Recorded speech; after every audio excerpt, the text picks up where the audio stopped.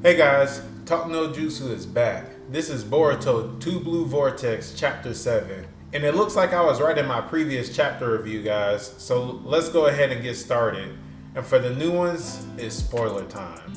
This chapter kicked off with both Boruto and Mitsuki fighting. It was actually really enjoyable since we were able to see more of a showcase for Boruto's new moves and actually saw Mitsuki get more serious with his Sage Mode for the first time.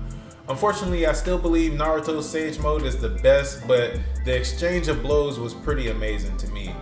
We first get to see Mitsuki use his Sage Mode as a shroud similar to Naruto earlier on, and where his chakra is coating his body to fight Boruto. All while this is happening, Mitsuki is questioning what Kawaki is to him. In fact, he already knows what Kawaki is to him, and it isn't the sun. You'll see Mitsuki use snake shadow clones that also have shrouds, and it kind of reminds me of Naruto's fighting style, as when Boruto fights, it reminds you of Sasuke.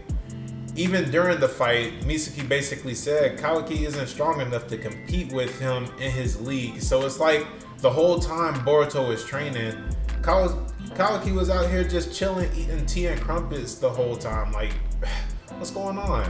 And as the fight went on, you can see that Mitsuki was less and less willing to kill Boruto. Shikamaru even said that Mitsuki was really trying to put him to sleep and not kill him like he was mentioning earlier on in the chapters.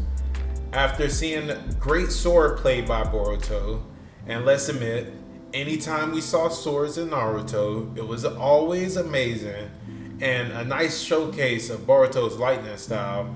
And this time it was ranged lightning attacks, and as the battle ends with Boruto not even using Otsutsuki mode or even a real jutsu, I would think like when he used against Code. After that, Boruto discussed how Kawaki isn't really Mitsuki's son and boldly claims to call him the son, which is kind of odd since it's like the guy just tried to kill you and you don't know how stable he is internally. However, it worked. And even before leaving, Boruto told Mitsuki he should be more independent because that's how he really is, all while telling Ino, Shikamaru, and Mitsuki that Naruto and his mom is still alive, basically confirming Shikamaru's suspicions from the previous chapter.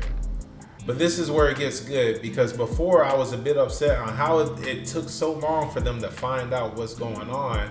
And after some time passed, Boruto tells the whole story, and Shikamaru suggests that he thinks Boruto wants to kill Kawaki whenever the Hokage is safe, based off of what's going on. But Boruto said he didn't want to kill him. He just wants everything to be good again with everyone.